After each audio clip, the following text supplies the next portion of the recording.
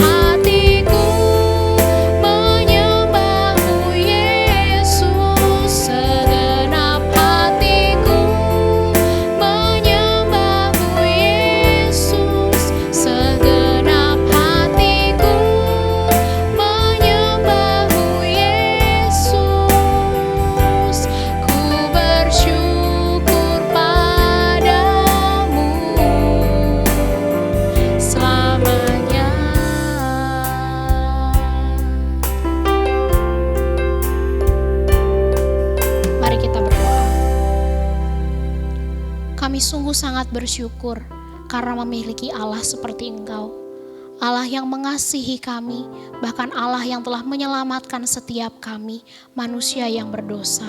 Terima kasih Tuhan buat segala kebaikan dan juga kemurahan Tuhan di dalam kehidupan kami. Kami menyadari bahwa kadangkala kami juga mengecewakan hati Tuhan. Kami seringkali membalas kebaikan Tuhan dengan perbuatan, dengan perkataan, bahkan pikiran-pikiran kami yang jahat. Oleh sebab itu Tuhan, kiranya Engkau boleh menyucikan dan menguduskan setiap kami. Layakan kami Bapa, untuk kami boleh masuk ke dalam hadirat-Mu yang kudus. Sehingga setiap pujian yang kami naikkan pada hari ini boleh sungguh berkenan di hadapan Tuhan. Dan nama Tuhan yang dipermuliakan melalui ibadah hari ini. Terima kasih Tuhan, lawatlah setiap kami. Kami merindukan Engkau boleh melawat kami sehingga ketika kami selesai dari ibadah, kami boleh sungguh mengalami sukacita, damai sejahtera yang daripada Tuhan, yang melampaui segala akal dan pikiran itu melingkupi hati dan juga pikiran kami. Di dalam nama Tuhan Yesus Kristus, kami sudah berdoa. Amin. Teman-teman, saya undang untuk bangkit berdiri. Mari bersama-sama kita bersyukur, kita memuji nama Tuhan dengan bertepuk tangan. Kita mau masuk ke dalam hadirat-Nya dengan hati bersyukur, memuji, memuliakan namanya. Masuk hadirat-Nya dengan hati bersyukur. Masuk gerbang-Nya dengan pujian. Bermasmurlah bagi Dia, nyanyikan nyanyian baru. Bersukacita sekarang menyembah Dia. Masuk hadirat-Nya dengan hati bersyukur. Masuk gerbang-Nya dengan pujian. Bermasmurlah bagi Dia, nyanyikan nyanyian baru. Bersukacita sekarang, tinggikan Dia.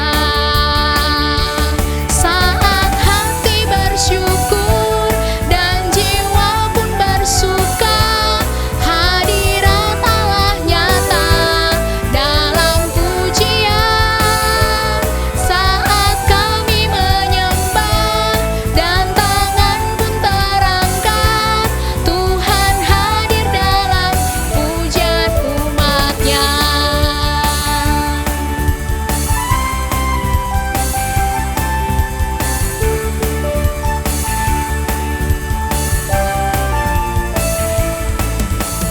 Masuk hadirat-Nya dengan hati bersyukur.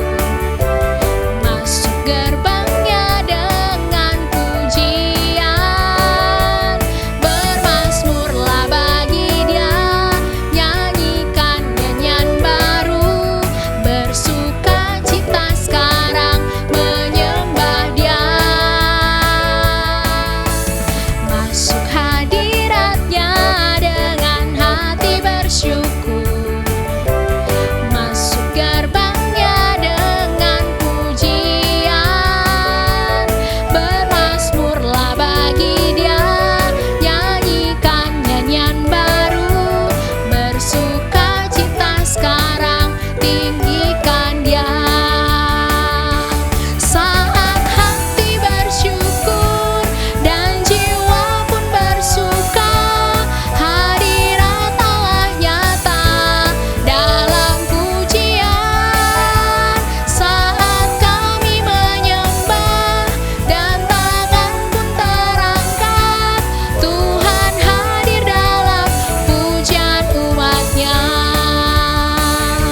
Saat hati bersyukur dan jiwa pun bersuka, hadirat Allah nyata dalam pujian.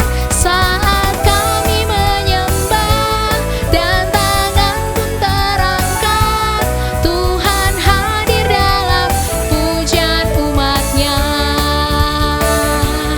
Tuhan hadir dalam pujian umat-Nya.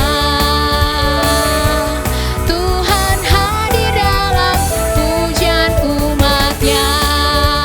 Mari kita bersorak-sorai bagi Tuhan kita, kita umatnya. Teman-teman, mari dengan bersuka cita dan bertepuk tangan, kita mau menyatakan iman kita bahwa Tuhan merupakan sumber kekuatan kita. Dan tidak ada yang lain di bumi ini yang kita ingini, hanya Dia seorang. Mari bersama-sama kita pujikan lagu ini. Hanya Kau milikku di surga,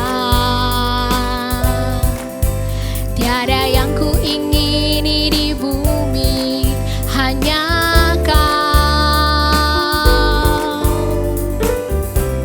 Tak kuandalkan kekuatanku,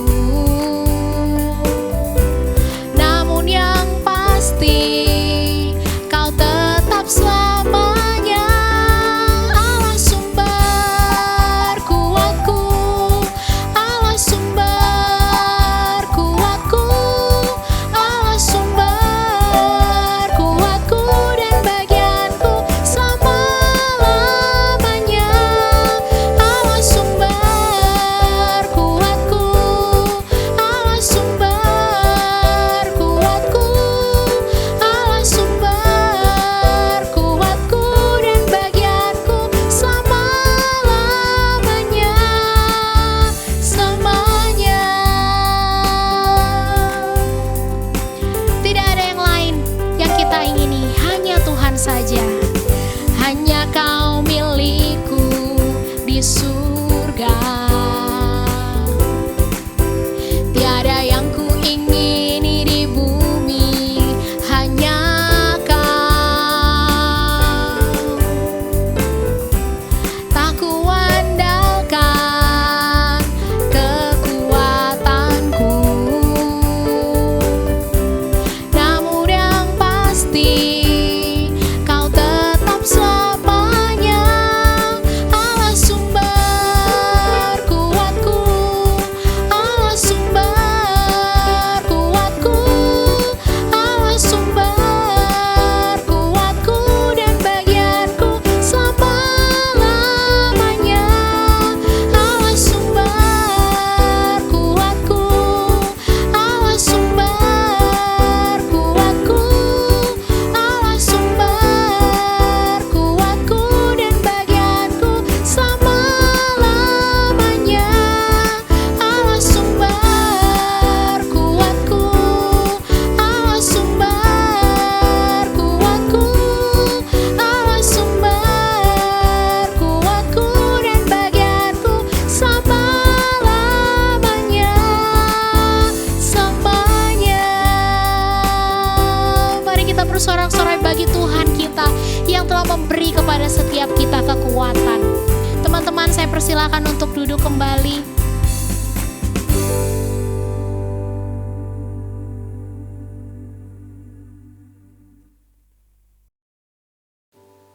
Mari kita mempersiapkan hati kita untuk mendengar kebenaran firman Tuhan yang akan disampaikan oleh hambanya.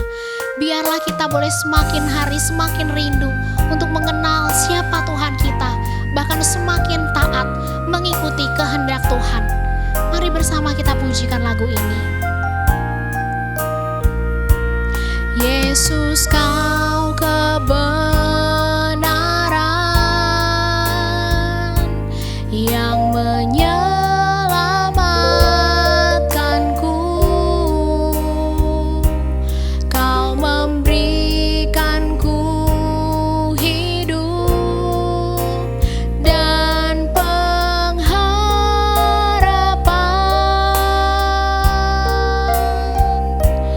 Ku ikut kehendak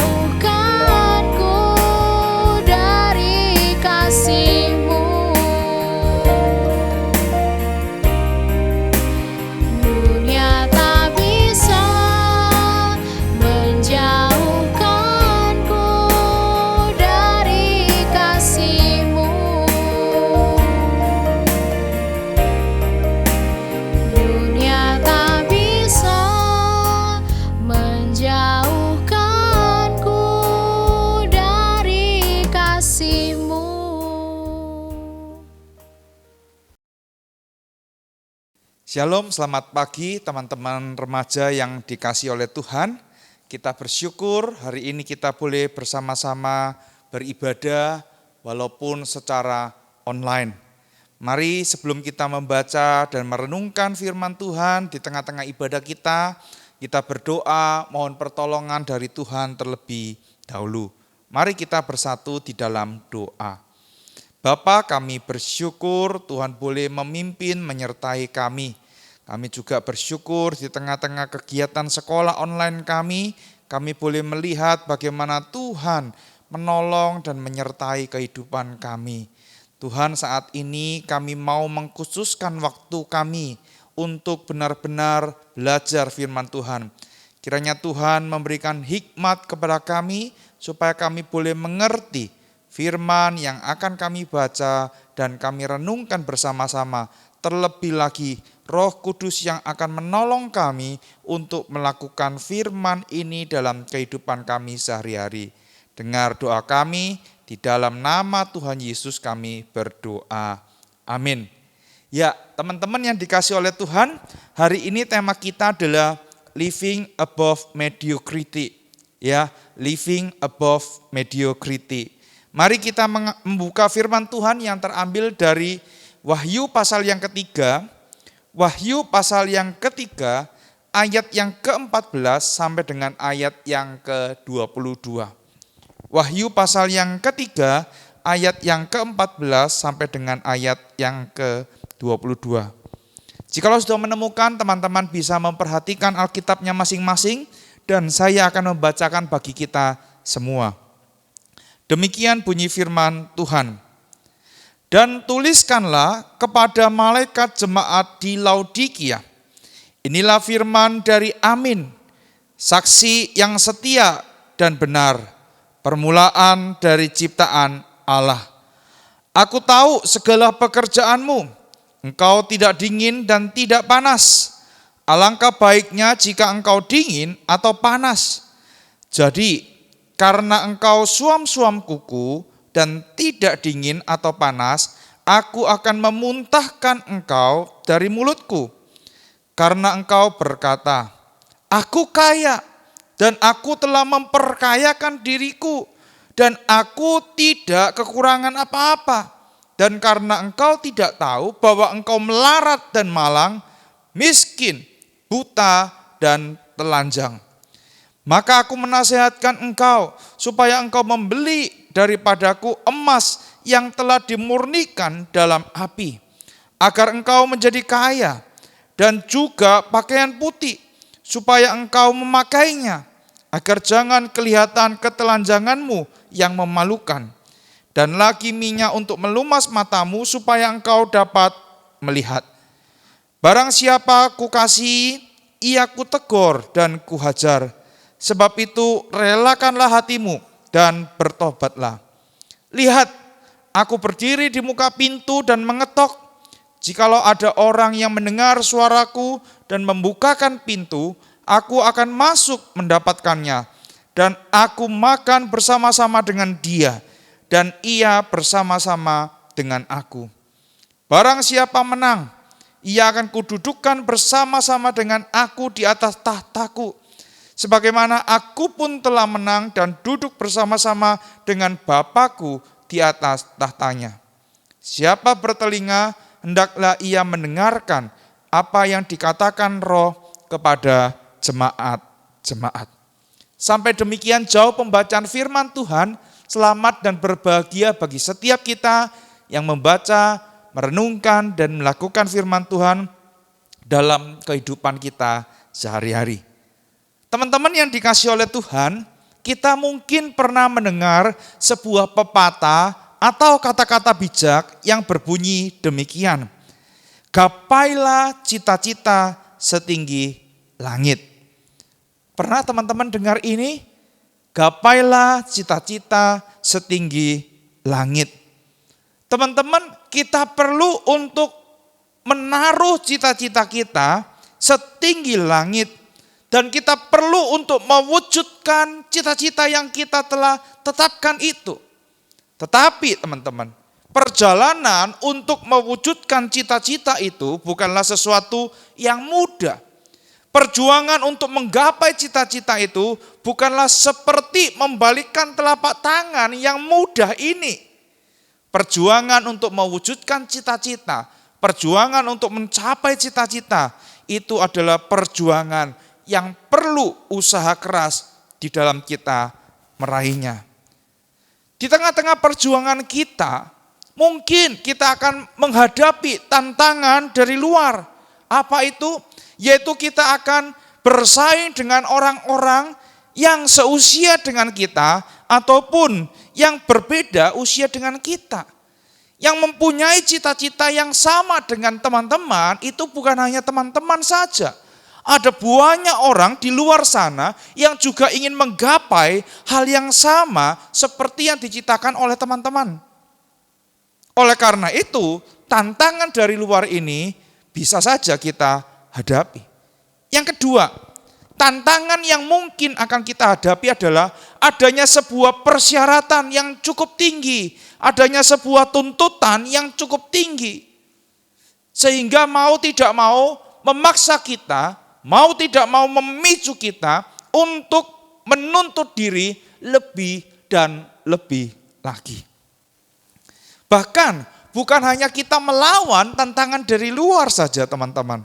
Tetapi di dalam mewujudkan cita-cita kita, kita juga melawan tantangan dari dalam. Apa tantangan dari dalam itu? Tantangan dari dalam itu adalah tantangan dari diri kita sendiri. Apa saja tantangan dari diri kita sendiri? Kita memiliki kemauan yang rendah. Kita tidak terpicu atau terpacu untuk menggapai cita-cita itu. Kenapa? Tadi Pak Chandra katakan, ada banyak orang yang sama ingin menggapai cita-cita itu. Jadi, sudahlah Pak, tidak usah dikejar Pak. Semakin dikejar, semakin tidak akan didapatkan. Jadi ada muncul sikap pesimis. Kita tidak bisa melihat ada kesempatan atau peluang di dalamnya. Jadi musuh dari diri kita itu adalah apa? Yaitu kemauan yang rendah atau kemauan yang lemah. Tetapi yang kedua, bisa jadi musuh dari dalam itu berupa apa? Berupa kenyamanan yang telah kita miliki saat ini. Kenyamanan yang telah kita alami saat ini. Kita tidak bisa keluar dari zona nyaman kita. Kita puas dengan apa yang telah kita miliki sekarang. Kita puas dengan apa yang ada sekarang. Hal ini membuat apa? Membuat kita tidak mau mencoba untuk mengembangkan diri. Dan akhirnya apa? Kita tidak menghasilkan inovasi ataupun kreativitas. Kita puas, sudahlah Pak, ngapain sih? Kita harus bekerja, belajar mati-matian untuk menjadi orang yang pintar. Toh nanti kalau pintar pun, di sana juga banyak orang yang pintar. Wes yang penting sekarang aku sekolah, ya tak jalani, yang penting lulus, matematika aku dapat bagus, tidak remedi, sudah puji Tuhan. Hati-hati teman-teman, bisa jadi kita berada di dalam zona nyaman. Teman-teman yang dikasih oleh Tuhan, saya percaya terhadap satu hal, bahwa usaha kita tidak akan pernah mengkhianati hasil yang kita raih. Usaha itu tidak akan pernah mengkhianati hasil. Kalau kita tidak mau berusaha, maka kita tidak akan pernah memperoleh hasil yang baik. Kalau kita berusaha dengan maksimal, dengan pertolongan dan anugerah Tuhan, maka kita juga akan memperoleh hasil yang baik ataupun hasil yang maksimal. Oleh karena itu, melalui teguran kepada jemaat di Laodikia ini, kita belajar, kita diminta untuk menjadi anak Tuhan yang tidak hidup puas dengan apa yang kita miliki. Kita harus belajar untuk berani keluar dari zona nyaman kita. Kita harus belajar untuk mencoba sesuatu yang baru dan terus-menerus belajar untuk berjuang menggapai apa yang kita cita-citakan. Teman-teman yang dikasihi oleh Tuhan, surat kepada jemaat di Laodikia ini adalah surat yang berbeda dengan jemaat-jemaat lainnya. Kenapa? Kalau kita melihat, membandingkan dengan surat kepada jemaat-jemaat yang lain, maka kita akan mendapati bahwa jemaat-jemaat lain itu ada yang dipuji, ada yang dibanggakan. Tetapi kalau kepada jemaat Laodikia ini, Tuhan itu dengan keras dikatakan inilah firman dari Amin. Amin ini bukan berarti Pak Amin, Bapak Ibu ya, teman-teman semua, bukan. Amin ini berarti firman daripada Tuhan Yesus, saksi yang setia dan benar, permulaan dari ciptaan. Surat ini berisi teguran yang keras kepada jemaat di Laodikia. Firman yang keras menegur mereka. Kenapa? Karena mereka itu cukup puas dengan kondisi mereka. Mereka tidak mau keluar dari zona nyaman mereka. Mereka merasa, sudahlah, aku sudah cukup kaya. Ya, aku tidak kekurangan apa-apa. Ngapain sih aku harus berusaha lagi? Nah, oleh karena itu, kenapa orang-orang di Laodikia ini mempunyai pemikiran seperti itu? Mari kita lihat apa sih kelebihan kota Laodikia. Nah, teman-teman, kota Laodikia ini adalah sebuah kota yang dibangun ya oleh Antiochus kedua untuk menunjukkan hormatnya dan cintanya kepada permaisurinya Laodike. Jadi kota ini dibangun untuk permaisurinya. Wah, kalau anak zaman sekarang bilang, so sweet banget Pak. Ya, nanti kalau perlu ya aku mencari pacar, nanti saya ngomong, kamu bangunkan apa? Kalau Antiochus bangunkan ya kota, aku minimal bangunkan rumah dong, gitu. Enggak, teman-teman ya, jangan kenakan seperti itu, pasti engkau akan lama untuk mendapatkan pasangan. Teman-teman, kota ini ya terletak di sebelah barat Kolose dan terletak di selatan Hierapolis. Dan di kota ini ya dikatakan kota yang sangat subur, sangat indah dan sangat kaya. Kalau kita melihat teguran yang disampaikan oleh Tuhan kepada jemaat di Laodikia, dikatakan apa? Engkau tidak dingin dan engkau tidak panas. Dingin dan panas ini berkaitan dengan apa? Dingin dan panas ini berkaitan dengan di sana itu ada dua mata air. Mata air yang panas dan mata air yang dingin. Dari pertemuan kedua mata air itu menghasilkan air yang tidak hangat dan tidak dingin itu. Sehingga konteks teguran ini ya dimengerti oleh mereka. Konteks teguran ini sangat dipahami oleh mereka karena memang kondisi jemaat di Laodikia mengalami seperti demikian. Dari kedua sumber mata air itu ya mereka mendapatkan kekayaan di dalam hal mineral. Dan kekayaan di dalam hal mineral ini dapat digunakan untuk menjadi bahan baku dari obat mata. Oleh karena itu, teman-teman, di Laodikia itu ada sebuah tempat pusat untuk pengobatan mata. Dan di sana ada didirikan rumah sakit, dan dari rumah sakit yang didirikan itu mendatangkan devisa atau penghasilan bagi kota Laodikia. Bukan hanya sumber mata air, kota Laodikia ini adalah kota yang memiliki tanah yang subur. Kalau boleh saya gambarkan mungkin hampir sama dengan di Indonesia, bukan? Di Indonesia ini negara kita adalah negara yang kaya dan subur. Bayangkan teman-teman ya. Teman-teman kalau buang biji pepaya di halaman teman-teman, tidak lama kemudian akan muncul apa? Pohon pisang. Bukan, pasti akan muncul pohon pepaya. Betul ya? Saya lupa ya, di pastori saya yang lama, saya tidak tahu kapan persisnya saya itu makan mangga dan tiba-tiba ada biji yang tertanam di sebelah tempat sampah pastori saya yang lama itu. Beberapa waktu kemudian muncul pohon mangga. Lalu saya tanya, kamu makan pohon mangga terus kamu buang bijinya bukan di tempat sampah ya?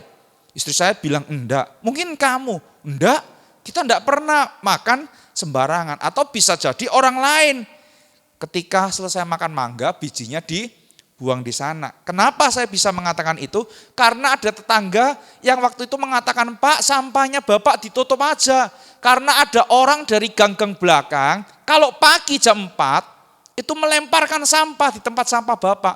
Mungkin mereka enggak punya tempat sampah, jadinya dilemparkan ke tempat saya. Dan waktu itu bisa jadi biji buah mangga itu mencetat, mencetat itu ya dalam bahasa Indonesia itu ya, mencetat di luar tempat sampah itu. Pohon mangga itu sekarang tumbuh tinggi dan besar. Indonesia ini subur. Teman-teman tinggal buang biji apa, langsung tumbuh dengan sendirinya. Ya, saya tanam sengaja apokat di pastori saya yang lama. Sekarang pohonnya tumbuh dengan subur. Tanah di Laodikia ini dikatakan juga tanah yang subur. Apa kelebihan lain dari kota Laodikia ini? Kota Laodikia ini adalah kota yang letaknya strategis.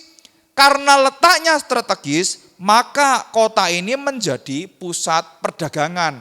Kalau di Surabaya, lokasi mana di kota Surabaya yang letaknya itu strategis, teman-teman? Jawabannya adalah di pusat kota, di daerah Tunjungan, Basuki Rahmat itu. Kemana-mana kita akan mendapatkan semuanya. Dengan mudah kita akan menemukan di sana. Oleh karena itu kota Laodikia ini menjadi pusat perdagangan pada waktu itu.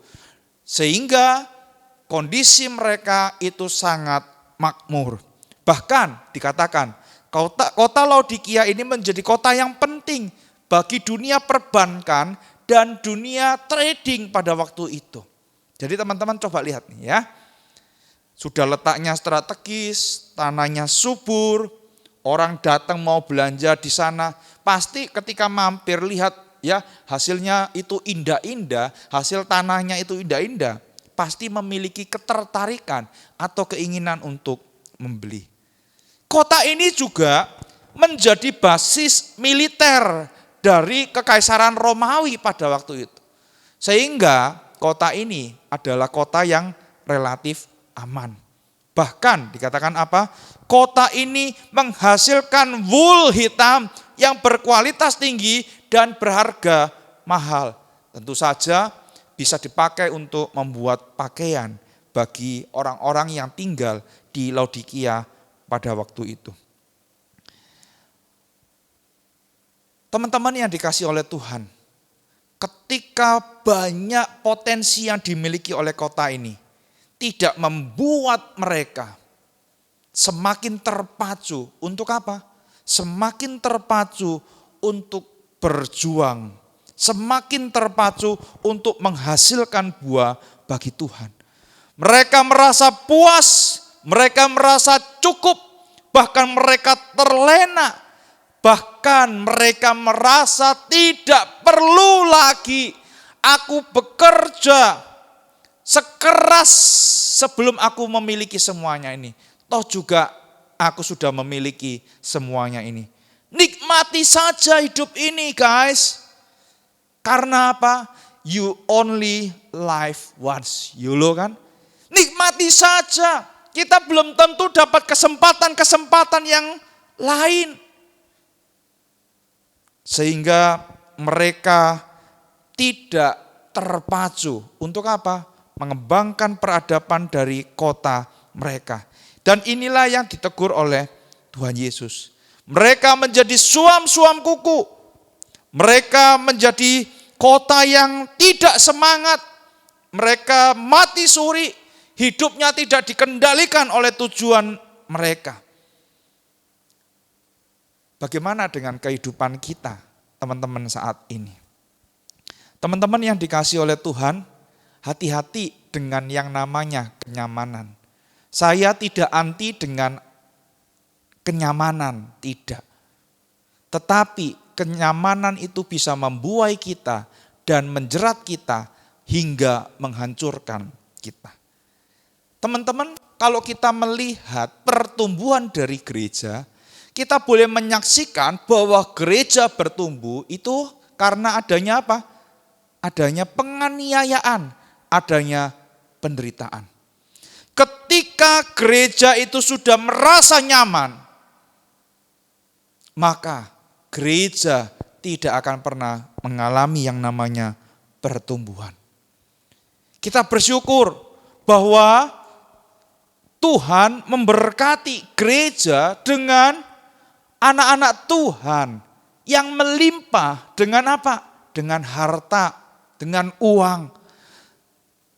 Tetapi hati-hati dengan itu.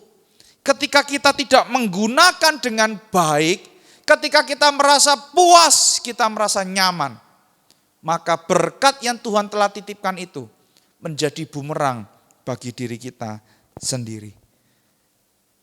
Mungkin saat ini teman-teman memiliki orang tua yang cukup kaya, sehingga kita nyaman dengan hidup kita. Tidak salah kalau orang tuamu diberkati oleh Tuhan.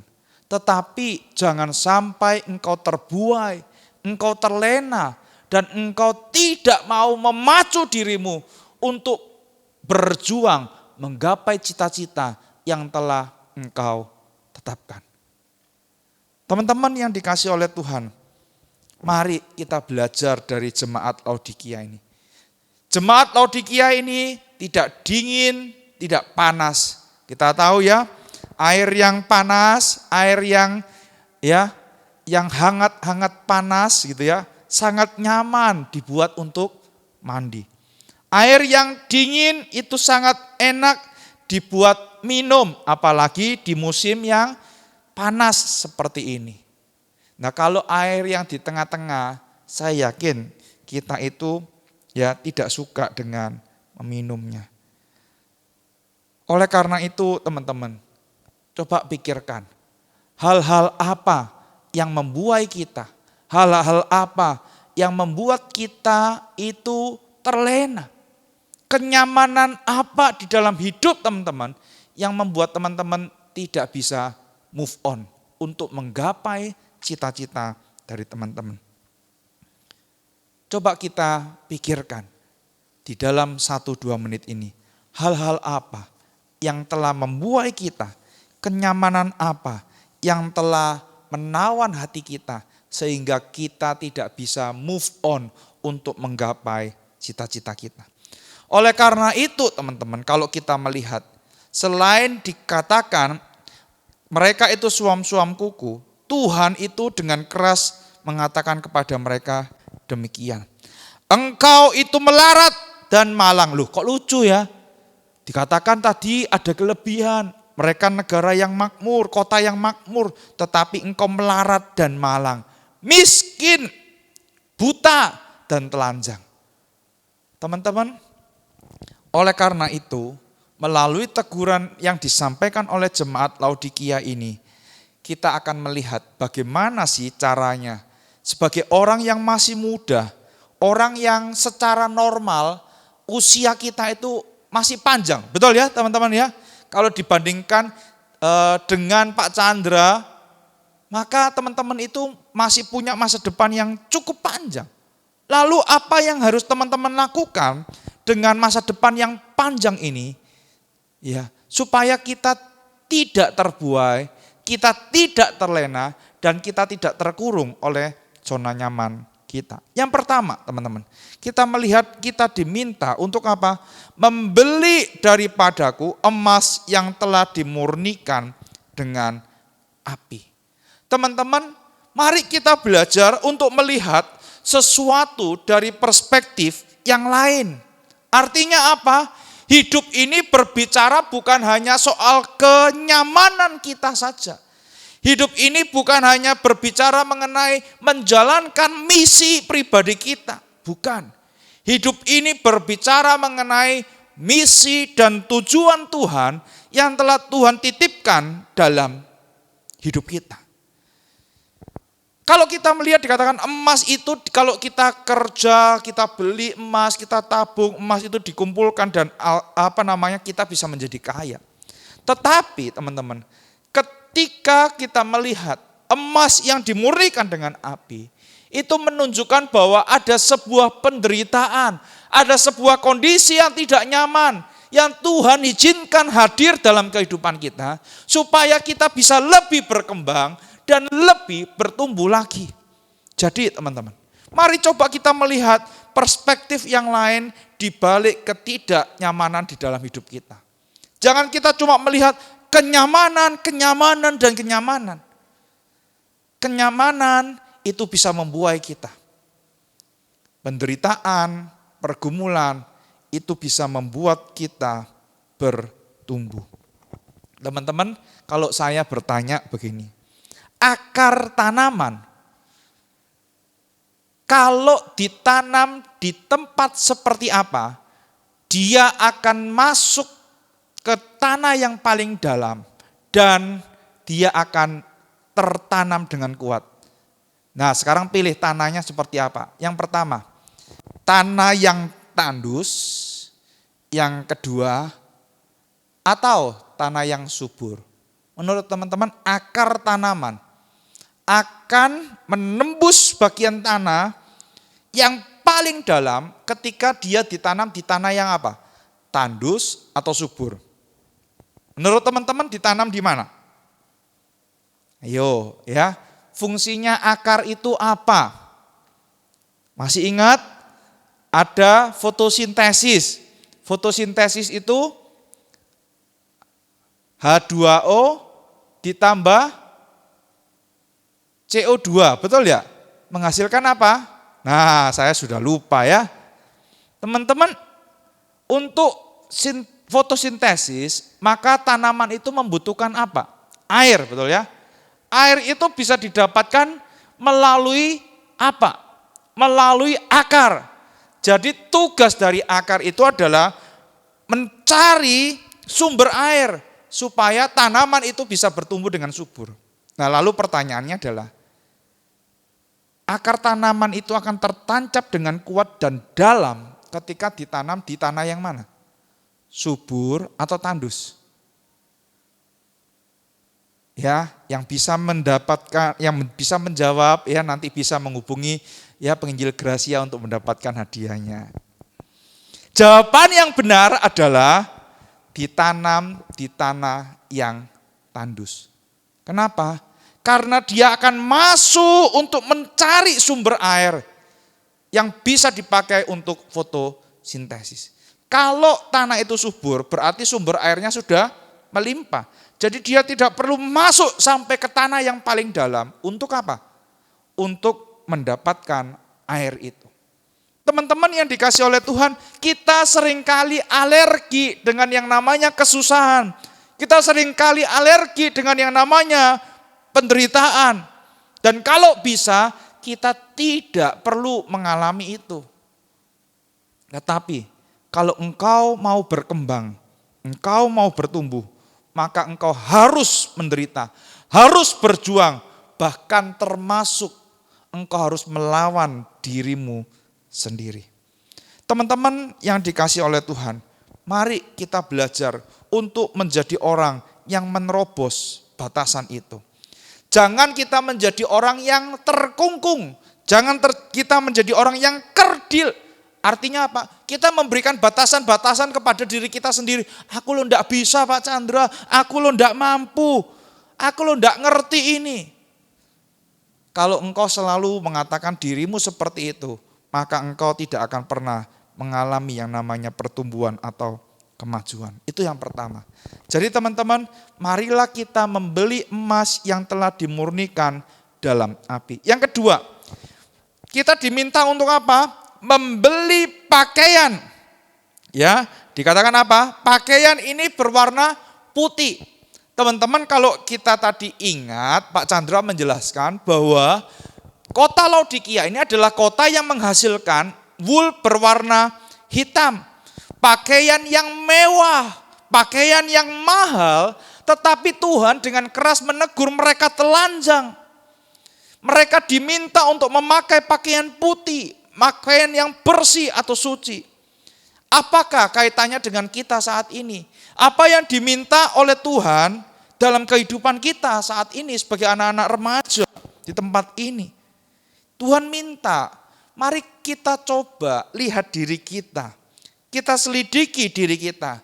Apakah kita memiliki motivasi yang benar, motivasi yang suci, sama seperti motivasi yang telah dituliskan di dalam firman Tuhan. Apakah kita mau meraih sesuatu ketika kita keluar berjuang untuk menggapai cita-cita kita? Apakah tujuannya hanya untuk memuliakan diri kita sendiri, kemegahan diri kita sendiri, atau kemuliaan Tuhan? Ketika kita berhasil meraih gelar profesor, apakah kita memberikan sumbangsi juga kepada orang-orang sekitar kita? Apakah kita mau berkontribusi di dalam pembangunan kepada masyarakat yang ada? Atau jangan-jangan kita hanya memikirkan diri kita sendiri? Mari kita selidiki, teman-teman, diri kita. Apakah kita ketika kita keluar, ketika kita belajar, ketika teman-teman les, banyak les ya. Anak-anak sekarang itu kan lesnya banyak, les kumon gitu kan. Les piano, les aritmatika, ya. Wong ada kalkulator kok pakai aritmatika ya teman-teman ya. Kalau aritmatika itu kan punyanya encik-encik di pasar Pabean itu ya. Ngitung belanjaannya berapa pakai sempowa. Kita mah pakai kalkulator. Enggak teman-teman ya, bercanda aja. Teman-teman, yang ingin saya katakan adalah kita belajar ini untuk apa? Untuk diri kita, supaya kita menjadi orang yang kaya, orang yang dihormati, atau kita mau memberikan sumbangsi kepada masyarakat dan bagi pekerjaan Tuhan. Kalau engkau bisa main musik, karena memang dari kecil engkau les piano, pertanyaannya adalah, sudahkah engkau mau melayani Tuhan? Sudahkah kita mau memberikan diri kita untuk melayani Tuhan? Atau kita hanya pergi main musik untuk apa? Mencari uang saja. Teman-teman, mari kita coba selidiki. Kita diminta untuk memakai pakaian putih. Mari kita selidiki motivasi hati kita. Mari kita selidiki relasi kita dengan Tuhan dan sesama. Apakah kita itu menjadikan Tuhan, hanya sebagai mesin penjawab doa, atau memang kita menjadikan Tuhan benar-benar Tuhan? Itu berbeda. Kapan terakhir kali engkau mencari Tuhan?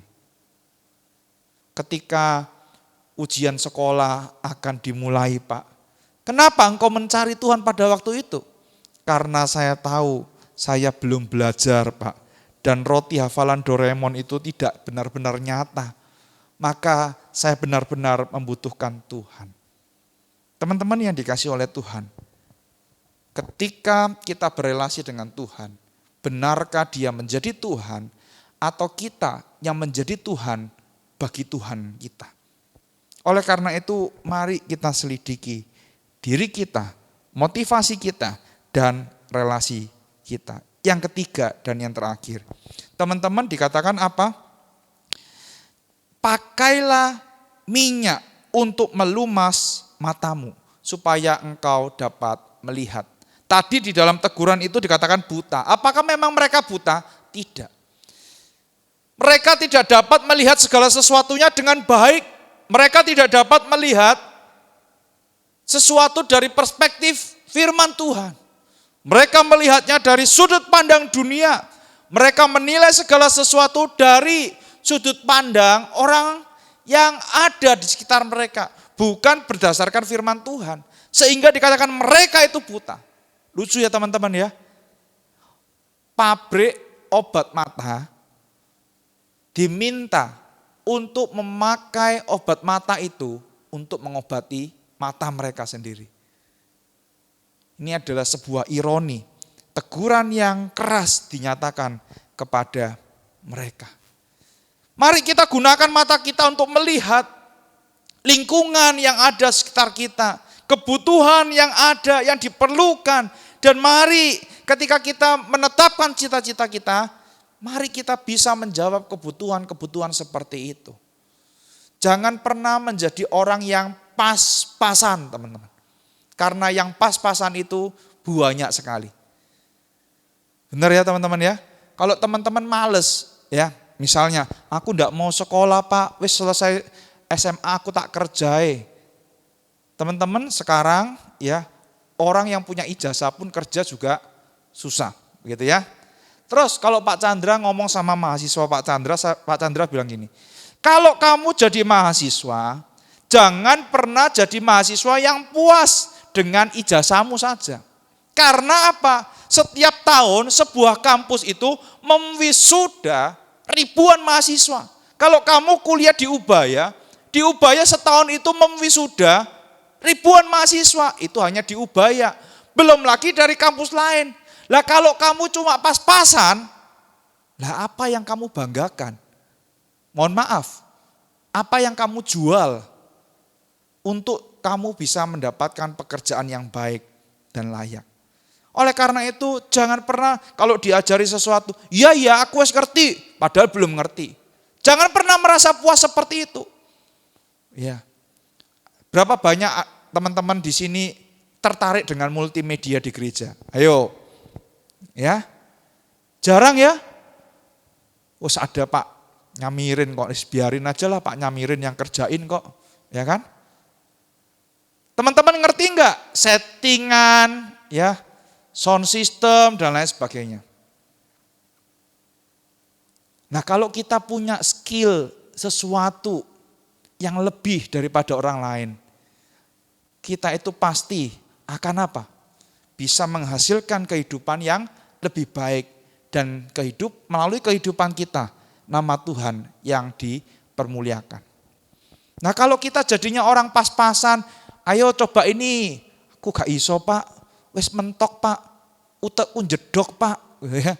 Ya selamanya kita tidak akan pernah bisa maju, betul enggak? Teman-teman, Pak Chandra ini bukan orang pintar, ya, tetapi orang yang mau belajar. Ya. Bukan orang yang pintar, tapi orang yang mau belajar.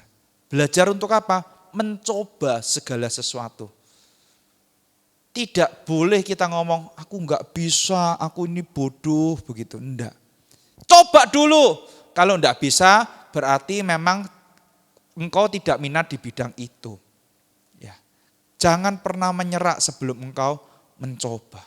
Marilah kita ya membuka mata kita untuk melihat segala sesuatunya dengan baik dan benar. Dan jangan pernah batasi diri kita dengan stigma-stigma aku ndak bisa lah, aku bodoh lah, aku kurang inilah. Di dunia ini Tuhan tidak pernah menciptakan orang yang bodoh. Sebenarnya diri kita lah yang membuat diri kita tidak bisa apa-apa. Oleh karena itu teman-teman, mari kita belajar untuk hidup ya lebih dari standar yang ada. Jangan pernah puas dengan apa yang telah engkau capai. Coba cari tahu kehendak Tuhan. Apa yang menjadi kehendak Tuhan dalam kehidupan. Ya. Jangan pernah berhenti untuk belajar. Dan jangan pernah berhenti untuk bertumbuh. Apakah Tuhan jahat ketika Tuhan menegur jemaat Laodikia ini? Ternyata tidak. Karena Tuhan mengasihi, maka ia menegur dan menghajar jemaat Laodikia ini.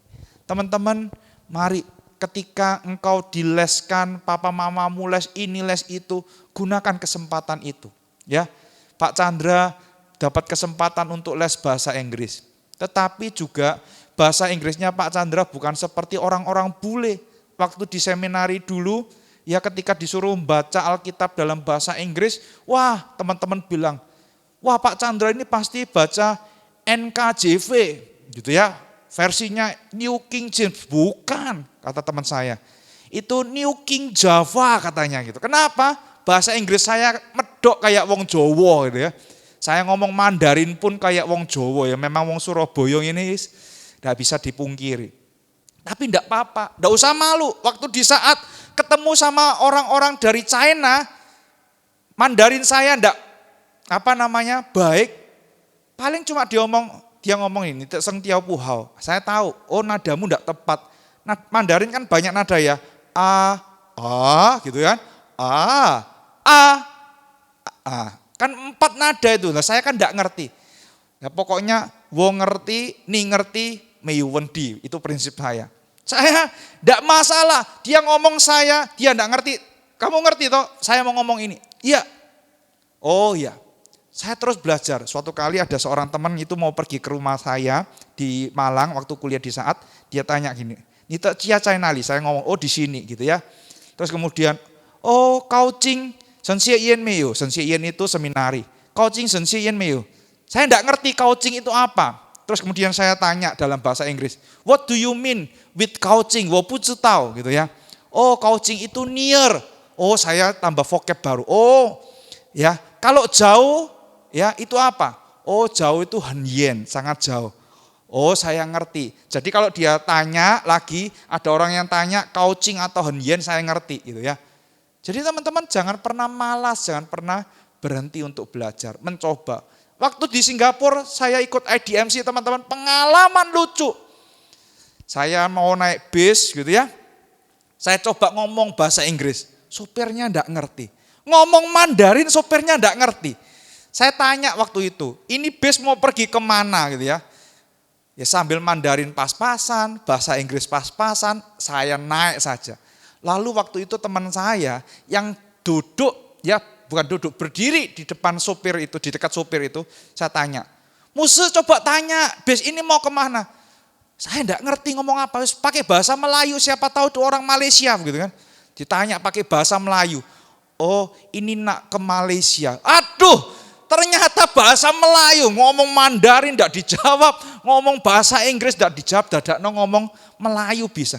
Akhirnya apa? Kami minta tolong. Tolong stop. Karena apa? Kalau enggak dari Singapura kami dibawa ke Malaysia. Keluar lagi. Terus kemudian masuk lagi. Kami tidak akan ikut seminar IDMC. Teman-teman itu pengalaman lucu. Tidak apa-apa. Jangan takut salah. Belajar. Ya keluar dari zona nyaman, maka engkau akan berkembang dan bertumbuh. Amin teman-teman. Kiranya Tuhan memberkati setiap kita. Mari kita bersatu di dalam doa. Tuhan kami bersyukur Tuhan telah menciptakan kami dengan sempurna menurut gambar dan rupa Tuhan. Oleh karena itu kami percaya ada maksud dan rencana Tuhan yang telah Tuhan titipkan melalui kehidupan kami. Oleh karena itu biarlah kami mengetahuinya, kami boleh mencarinya, kami boleh menggalinya, dan kami boleh mengeluarkannya sehingga kami boleh optimal dan maksimal bagi pekerjaan Tuhan. Biarlah Tuhan memimpin kami, menolong kami untuk menjadi orang yang lebih dari apa yang telah ada. Kami tidak puas dengan apa yang kami capai karena kami tahu ada rencana Tuhan yang harus kami genapkan melalui kehidupan kami. Tuhan tolong kami yang masih muda ini. Ketika kami belajar, ketika kami mendapatkan banyak kesempatan untuk bertumbuh, biarlah kami boleh menggunakannya itu. Dan biarlah melalui semuanya itu, nama Tuhan yang dipermuliakan. Terima kasih ya Tuhan, ampuni kami jikalau selama ini kami minder, kami merasa diri kami tidak mampu, kami bodoh dan lain sebagainya. Tetapi biarlah kami boleh diubahkan, kami boleh bertumbuh, kami boleh berjuang melawan diri kami sendiri untuk memuliakan nama Tuhan. Dengar doa kami, di dalam nama Tuhan Yesus kami berdoa. Amin.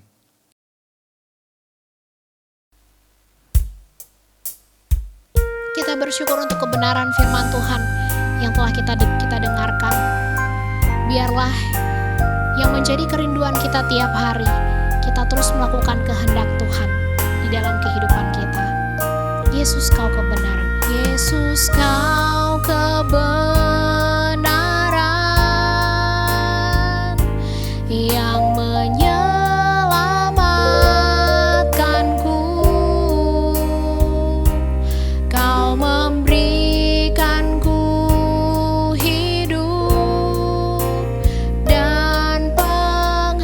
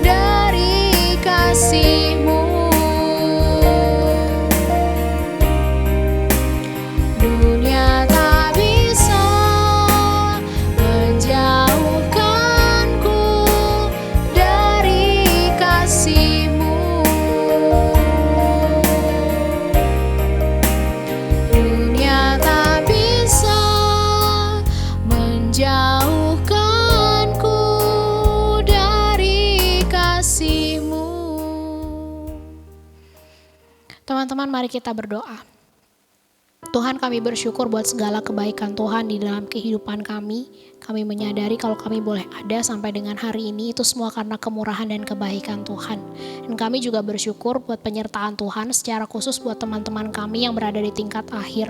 Kiranya Tuhan Engkau juga yang menolong mereka dalam segala persiapan mereka untuk ujian. Kiranya Tuhan Engkau sendiri yang memberikan hikmat dan juga kemampuan kepada mereka. Bahkan masa depan mereka kami serahkan ke dalam tangan Tuhan. Kemana nantinya mereka harus memilih. Kiranya Tuhan Engkau juga yang memberikan pertolongan kepada mereka. Berikan kepekaan supaya mereka tahu apa yang menjadi pilihan mereka. Dan itu sesuai dengan kehendak Tuhan. Kami juga berdoa Tuhan untuk setiap kami remaja agape. Berikan kepada kami untuk semangat melakukan disiplin rohani. Baik itu melalui saat teduh kami secara pribadi tiap-tiap hari maupun juga mengikuti setiap persekutuan, ibadah, serta pemuritan yang diadakan. Kiranya Kau terus membakar semangat kami dalam kami mencari Tuhan. Sehingga kami semakin hari, kami boleh semakin bertumbuh, kami boleh semakin mengasihi Tuhan. Bapak, kami juga berdoa untuk Indonesia, secara khusus untuk keamanan di negeri kami. Kiranya Tuhan Engkau sendiri yang menolong, supaya Engkau juga boleh memakai para aparat keamanan dalam menjaga dan juga menjaga negeri kami ini ya Tuhan. Terima kasih Bapak, kami juga teringat untuk Indonesia yang sampai dengan hari ini masih berjuang untuk melawan COVID. Kiranya Tuhan Engkau sendiri yang menolong, Tuhan menolong masyarakat supaya kami juga boleh dengan taat mengikuti setiap aturan-aturan pemerintah yang ada. Terima kasih Bapak untuk kesempatan yang masih Tuhan berikan kepada kami untuk memberi persembahan. Kami tahu ini tidak seberapa dibandingkan dengan kebaikan Tuhan di dalam kehidupan kami, tapi kami mau belajar memberi dengan penuh ucapan syukur karena kami tahu bahwa apa yang kami miliki sekarang itu adalah milik Tuhan. Kami hanyalah pengelola. Terima kasih Bapak, terpujilah nama-Mu, dalam nama Tuhan Yesus Kristus kami sudah berdoa. Amin. Teman-teman saya undang untuk bangkit berdiri, mari bersama kita pujikan doksologi.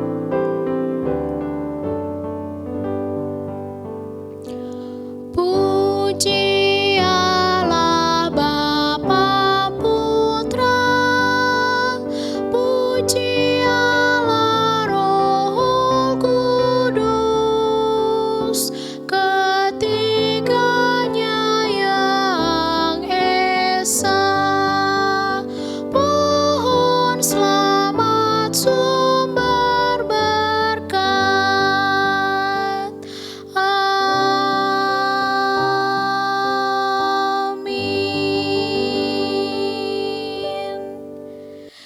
Teman-teman yang dikasihi oleh Tuhan, pulanglah ke dalam kehidupanmu tiap-tiap hari dengan terus melakukan kebenaran firman Tuhan, terimalah berkat-Nya. Tuhan memberkati engkau dan melindungi engkau. Tuhan menyinari engkau dengan wajah-Nya dan memberi engkau kasih karunia. Tuhan menghadapkan wajah-Nya kepadamu dan memberi engkau damai sejahtera dari hari ini sampai Maranatha. Amin.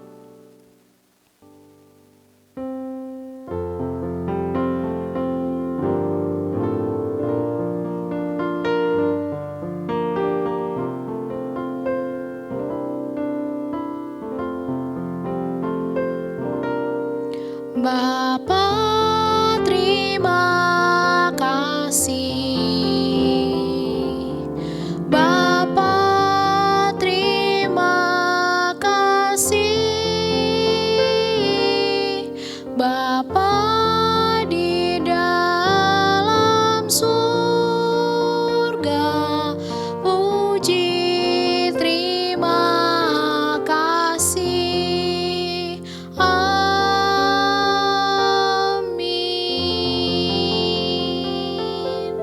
Teman-teman dipersilakan untuk duduk kembali, silakan bersaat teduh. Selamat hari Minggu, Tuhan Yesus memberkati saudara dan saya.